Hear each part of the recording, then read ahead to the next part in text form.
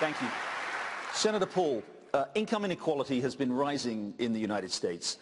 50 years ago, for example, the average CEO of a big corporation in this country earned 20 times the average salary of one of his or her workers. Today, that CEO earns about 300 times the average salary of a worker. Does it matter at all that the gap between the rich and everyone else is widening? Absolutely, and I think that we ought to look where income inequality seems to be the worst. It seems to be worst in cities run by Democrats, governors of states run by Democrats, and countries currently run by Democrats. So the thing is, let's look for root causes. But I would also lay some blame at the feet of the Federal Reserve. I think the Federal Reserve has made this problem worse.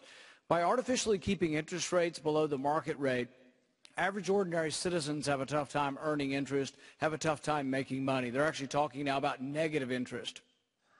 The money as it's created through quantitative easing or other means tends to start out in the big banks in New York.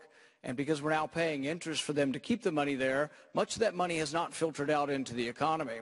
So what we're finding is there is increasing income disparity and income inequality. We also find that as the Federal Reserve destroys the value of the currency, what you're finding is that if you're poor, if you make $20,000 a year and you have 3 or 4 kids and you're trying to get by, as your prices rise or as the value of the dollar shrinks, these are the people that are hurt the worst. So really we need to re-examine whether we want a Federal Reserve that's involved so much in determining interest rates. We also need to look at root causes as to what caused the housing boom and the housing collapse.